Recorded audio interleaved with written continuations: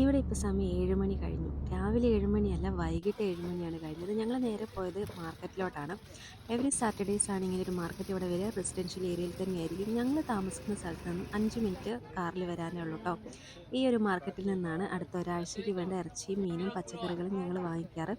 ഇത്തവണ കുറേ വെറൈറ്റി ആയിട്ടുള്ള മീനുകളെ കണ്ടു. പിന്നെ സുവോളജി പുസ്തകങ്ങളിൽ മാത്രം കണ്ടിട്ടുള്ള ഈ സാധനം ഹോഴ്സ് ഷൂ ക്രാബ് അല്ലെങ്കിൽ ലിമിലസ് എന്ന് പറയുന്നത്. ഇതിനെ വരെ കറി വെച്ച് കഴിക്കുന്നുള്ളത് ഇവിടെ വന്നതിന് ശേഷമാണ് ഞാൻ അറിഞ്ഞത്.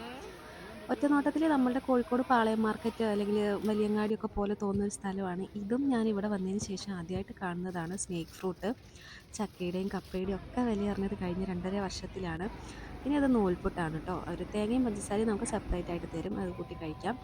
ദെൻ കുട്ടികൾക്കുള്ള ടോയ്സ് ഉണ്ട്, ഫാൻസി ഐറ്റംസ് ഉണ്ട്, ഡ്രസ്സ് ഉണ്ട്. പിന്നെ ഇവിടുത്തെ തന്നെ മലായി ഫുഡ്സും ഒക്കെ ഉണ്ട്. തിരിച്ചു പോകുമ്പം 7:45.